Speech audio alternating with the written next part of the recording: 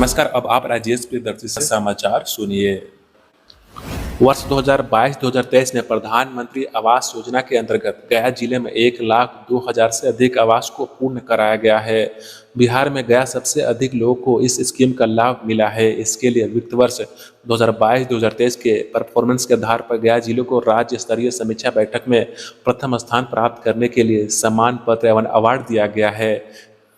बता दें कि वर्ष 2015 में केंद्र सरकार ने प्रधानमंत्री आवास योजना के तहत सभी के लिए घर मिशन की शुरुआत की थी। पहले ये योजना सिर्फ गरीबों के लिए थी, लेकिन अब शहरी इलाकों के गरीब और मध्यम वर्ग के शामिल किया गया है। प्रधानमंत्री आवास योजना का लाभ उठाने के लिए आवेदक की उम्र 21 से 55 साल के बीच में होनी चाहिए। अगर परिवार के मुखिया की उम्र 50 वर्ष से ज़्यादा हो तो उसके वारिस को लोन में शामिल किया जा सकता है। बिहार में ईद को लेकर प्रशासन ने तैयारियां पूरी कर ली है। सुरक्षा व्यवस्था के मद्देनजर भारी पुलिस बल की तैनाती की गई है। राज्य में 350 जगहों पर ईद की नमाज पढ़ी जाएगी। ईद की प्रशासनिक तैयारियों को लेकर एडीजी मुख्यालय जितेंद्र सिंह गंगवार ने प्रेस वार्ता की और बताया है कि ईद के दिन राज्य में 8 विशेष सहायक पुलिस की 29 कंपनियां, रेंज की रिजर्व फोर्स की 12 कंपनियां, गृह रक्षा वाहिनी के 5,700 जवान तैनात किए गए हैं। साथ ही केंद्रीय सशस्त्र बल की 7 कंपनियों को भी तैनाती की गई है। प्रदेश की राजधानी पटना, गया, औरंगाबाद, नवादा और दरभंगा में खास इंतजाम किए गए हैं। पटना में अलग अलग सुरक्षा बल तैनात किए गए हैं। गांधी मैदान में 5 डीएसपी की तैनाती रहेगी। साथ ही अन्य व्यवस्थाएं भी बहाल कर दी गई है। ईद पर शांति व्यवस्था बनाए रखने के लिए कड़े सुरक्षा प्रबंध किए गए हैं। हाल ही में नालंदा और सासाराम में हुई हिंसक की घटना के बाद से संवेदनशील इलाकों में विशेष सतर्कता बरती जा रही है। सीसीटीवी कैमरों से भी इलाकों की निगरानी की जा रही है। नालंदा और सासाराम में रामनवमी के बाद शोभा यात्रा में पथराव और आगजनी हुई थी, जिसके बाद पूरे इलाके में धारा 144 और इंटरनेट सेवाएं बंद कर दी गई थी। कई दिनों तक भारी पुलिस बल की तैनाती रही थी, तब कहीं जाकर जिंदगी पटरी पर लौटी थी। ईद के मद्देनजर ईदगाहों और मस्जिदों की तैयारी भी जोरों पर है। रंग रंगों की काम भी तेजी से चल रहा है। पूर्वी चंपारण के चकिया में हुए बैंक लूट कांड का पुलिस ने खुलासा कर लिया है। बैंक में लूटपाट मचाने वाले 4 अपराधियों को गिरफ्तार कर लिया गया है, जिसमें एक अपराधी मुजफ्फरपुर जिला के अहियापुर थाना इलाके का रहने वाला है, जबकि 2 चकिया थाना और एक मधुबन थाना इलाके का निवासी है। गिरफ्तार अपराधियों में से एक शातिर अपराधी है, जिस पर पूर्वी चंपारण के मधुबन में 2 लूट की घटनाएं दर्ज है। इसने भारत फाइनेंस कंपनी के कर्मी से 10 लाख रुपये लूटे थे। चकिया के आईसीआईसी बैंक में दिन के करीब 3 बजे हथियारबंद लूटपाट मचाया था। बैंक में घुसे 4 अपराधियों ने 48 लाख रुपये लूटे थे और साहेबगंज की ओर भाग निकले थे। लूट की इस घटना की सीसीटीवी तस्वीर सामने आई थी, जिसके सहारे पुलिस को अपराधियों की पहचान करने में सफलता मिली। साथ ही एसपी के गठित एसटीएफ टीम की गठित किया गया, जिससे वैज्ञानिक तरीके से अनुसंधान करते हुए गिरोह का खुलासा किया है। टीम ने अपराधियों के पास से लूटे गए 2 लाख रुपये को बरामद किया है। साथ ही एक विदेशी पिस्टल, 2 कारतूस और 1.5 किलो के चरस और बैंक से लूटे गए टैब को बरामद किया है। बिहार की सियासत के अहम किरदार माने जाने वाले उपेंद्र कुशवाहा की एनडीए में वापसी के कयास लगाए जा रहे हैं। राष्ट्रीय लोक जनता दल के मुखिया उपेंद्र कुशवाहा ने गुरुवार को दिल्ली में केंद्रीय गृह मंत्री अमित शाह से मुलाकात की। माना जा रहा है कि दोनों नेताओं के बीच आगामी लोकसभा चुनाव साथ लड़ने को लेकर चर्चा हुई है। जल्द ही कुशवाहा रालोजपा को एनडीए में शामिल करने की घोषणा कर सकते हैं। माना जा रहा है कि कुशवाहा की एनडीए में वापसी में बिहार बीजेपी के एक बड़े नेता का अहम योगदान है। उपेंद्र कुशवाहा गुरुवार को दिल्ली में जब अमित शाह से मिलने पहुंचे थे, तब उनके साथ बिहार के बीजेपी के पूर्व अध्यक्ष एवं पश्चिमी चंपारण से सांसद संजय जायसवाल भी मौजूद रहे। बीते फरवरी में कुशवाहा ने मुख्यमंत्री नीतीश कुमार से लंबी बगावत के बाद जेडीयू से नाता तोड़ दिया था। इसके बाद उन्होंने रालोजद नाम से नई पार्टी बनाने की घोषणा की। कुशवाहा के जेडीयू छोड़ने के 3 दिन बाद ही संजय जायसवाल ने उनसे मिलने पटना स्थित उनके आवास पर पहुंच गए थे। तब जायसवाल बीजेपी प्रदेश अध्यक्ष थे। चर्चा है कि संजय जायसवाल कुशवाहा की एनडीए में वापसी कराने की कवायद में जुटे हैं। वे लंबे समय से कुशवाहा के संपर्क में हैं और शीर्ष नेताओं से उनकी बातचीत करा रहे हैं। शाह से दिल्ली में उपेंद्र कुशवाहा की मुलाकात के आने के बाद उनका योगदान रहा है। सूत्रों के मुताबिक पिछले दिनों जब अमित शाह पटना आए थे, तो उस समय भी कुशवाहा से उनकी मीटिंग फिक्स कराई गई थी। हालांकि बाद में किसी कारणवश वो मुलाकात नहीं हो पाई थी। बिहार के यूट्यूबर मनीष कश्यप मामले में सुप्रीम कोर्ट में आज अहम सुनवाई की गई। मनीष कश्यप की याचिका पर अब अगली सुनवाई 28 अप्रैल को होगी। वहीं यूट्यूबर पर तमिलनाडु पुलिस के द्वारा लगाए गए एनएसए पर भी सुप्रीम कोर्ट ने बड़ा कदम उठाया है, जबकि एक जानकारी कई मीडिया प्लेटफॉर्म और सोशल मीडिया पर तेजी से दौड़ रही है कि मनीष कश्यप की उस याचिका को सुप्रीम कोर्ट के द्वारा स्वीकार कर लिया गया है, जिसमें अलग अलग राज्यों में दर्ज मुकदमों को क्लब करने की मांग की गई थी। मनीष कश्यप अभी तमिलनाडु की जेल में बंद हैं और फिलहाल उन्हें 3 मई तक के लिए रिमांड पर मदुरई जेल भेज दिया गया है। शुक्रवार को सुप्रीम कोर्ट में मनीष कश्यप की याचिका पर सुनवाई हुई। मनीष कश्यप के वकील एपी सिंह ने अदालत से अपील की है कि मनीष के ऊपर अलग अलग राज्यों में एक ही मामले में कई केस दर्ज हैं। इन तमाम केसों को एक साथ जोड़ा जाए और एक ही जगह पर इनकी सुनवाई हो। सुप्रीम कोर्ट के सूत्र बताते हैं कि मनीष कश्यप की इस मांग पर अदालत ने अभी कोई भी फैसला नहीं दिया है। जहां से ये जानकारी वायरल हो रही है कि सुप्रीम कोर्ट ने इसे मान लिया है और क्लब करने का आदेश जारी किया है, वो गलत है। अदालत ने इस मामले की सुनवाई के लिए अब 28 अप्रैल की तारीख तय की है। उस दिन ही इस फैसले का आने का संभावना है। सुप्रीम कोर्ट के सूत्र बताते हैं कि सारे केस को एक साथ क्लब करने के मामले पर फिलहाल कोई आदेश नहीं दिया गया है। इस पर कोर्ट रूम में बहस जरूर हुई है। दोनों पक्षों के वकील ने अपनी अपनी दलील पेश की है, लेकिन अगली सुनवाई के दौरान ही इस पर कुछ तय होने की आसार है।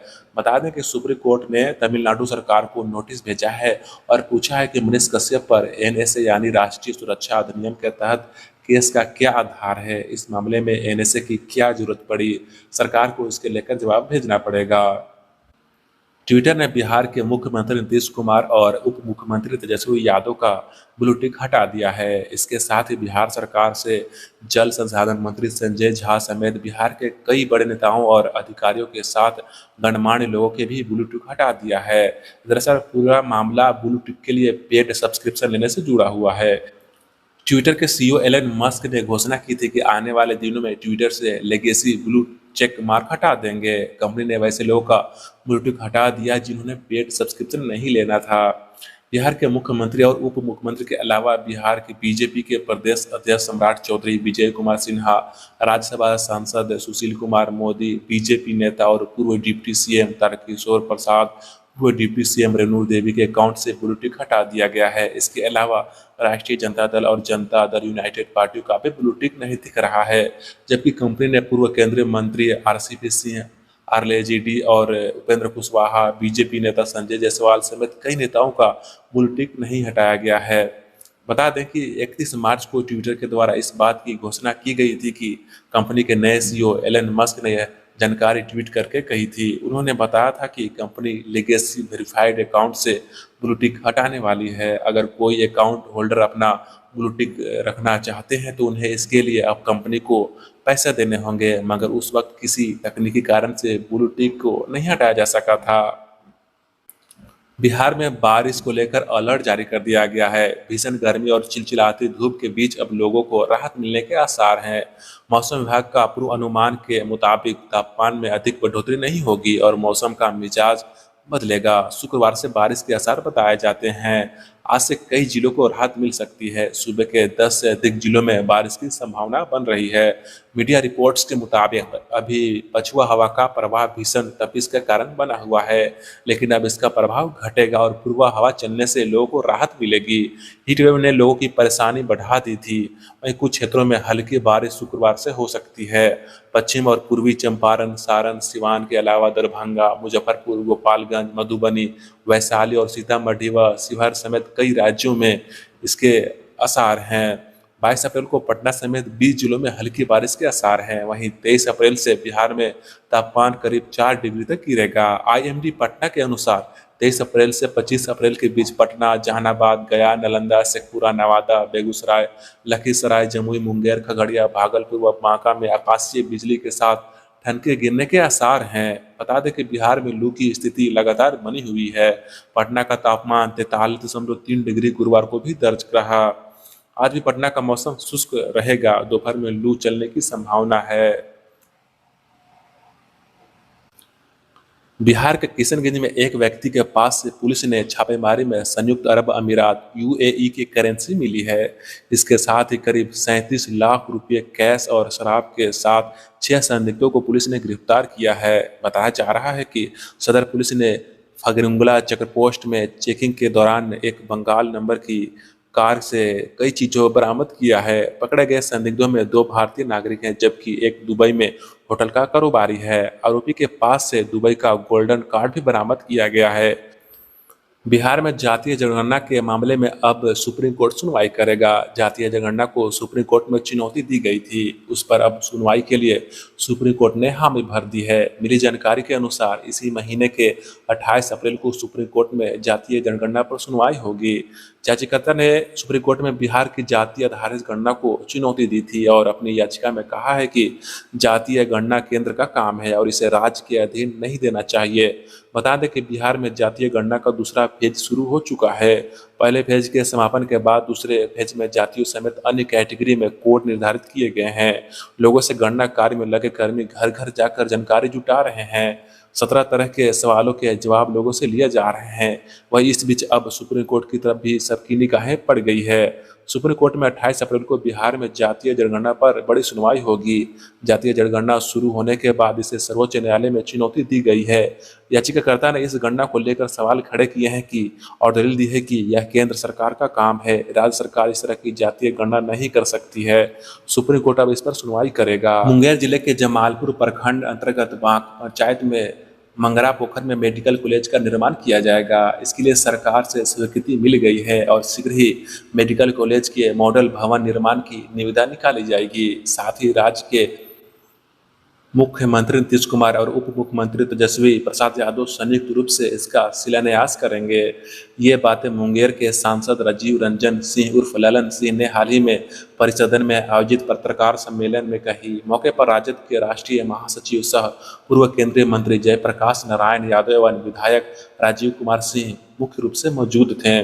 संसद ने कहा है कि काफी लंबे समय से मुंगेर में मेडिकल कॉलेज की मांग की जाती रही है और मुख्यमंत्री नीतीश कुमार ने इसकी स्वीकृति प्रदान कर दी थी। अब जिला प्रशासन द्वारा मेडिकल कॉलेज के लिए स्थल का चयन कर लिया गया है और राज्य सरकार द्वारा इसकी स्वीकृति भी मिल चुकी है। उन्होंने कहा कि जमालपुर प्रखंड के बांका पंचायत में मेडिकल कॉलेज बनेगा। इसके लिए सतत लीज के आधार पर रैयतों ने 99 वर्ष के लिए जमीन देने का शपथ पत्र जिला प्रशासन को दिया है। उन्होंने कहा कि निविदा प्रक्रिया संपन्न होते ही 2 माह के अंदर मुख्यमंत्री व उप मुख्यमंत्री द्वारा संयुक्त रूप से निर्माण कार्य की आधारशिला रखी जाएगी। सांसद ने कहा कि मुंगेर जिले के सिंचाई परियोजनाओं को लेकर आगामी 14 मई को राज्य के जल संसाधन मंत्री संजय झा के साथ वे मुंगेर में बैठक करेंगे। इसमें सिंचाई की विभिन्न योजनाओं और चेक डैम निर्माण का निर्णय लिया जाएगा। उन्होंने कहा कि कारी घाटी सिंचाई परियोजना की स्वीकृति दे दी गई है। उन्होंने कहा है कि डकरा नाला से बहुचकी के इलाके तक होने वाली जल जमाव की समस्या का भी समाधान करने का निर्णय लिया गया है। इसके लिए मुंगेर जिला प्रशासन द्वारा डीपीआर तैयार कर लिया गया है। इस योजना से यहाँ के हजारों किसानों को लाभ मिलेगा। बिहार में सरकारी नौकरी की तलाश कर रहे युवाओं के लिए खुशखबरी है। बिहार में साइबर फ्रॉड के मामले में लगातार बढ़ते जा रहे हैं। ऐसे में सरकार के द्वारा एक बड़ा फैसला लिया गया है। राज्य सरकार हर जिले में एक साइबर थाने की स्थापना करने जा रही है। इन थानों में 44 डीएसपी समेत कुल 660 पदों पर नियुक्ति होगी। मुख्य सचिव आमिर सुबहानी की अध्यक्षता में प्रशासनिक पद वर्ग समिति की बैठक में इस प्रोग्राम को मंजूरी दे दी गई है। बिहार सरकार के द्वारा हर जिले में खोले जा रहे एक साइबर थाने में 15-15 लोगों की नियुक्ति की जाएगी। इसमें से 1 डीएसपी, 4 पुलिस निरीक्षक और 3 पुलिस व अवर निरीक्षक, 1 प्रोग्रामर, 2 सिपाही, 3 डेटा सहायक और 1 ड्राइवर का पोस्ट होगा। बता दें कि अभी राज्य में साइबर थानों की व्यवस्था नहीं है। बिहार सरकार की आर्थिक अपराध इकाई ईओयू के तहत 74 साइबर क्राइम एवं सोशल मीडिया यूनिट की स्थापना की गई है। बताया जा रहा है कि सरकार के द्वारा सीसीएमएमयू को ही थाने व साइबर थानों में परिवर्तित किया जाएगा। इसके बाद भी राज्य में 30 सीसीएसएमयू साइबर क्राइम पर लगाम लगाने के लिए कार्यरत होंगे।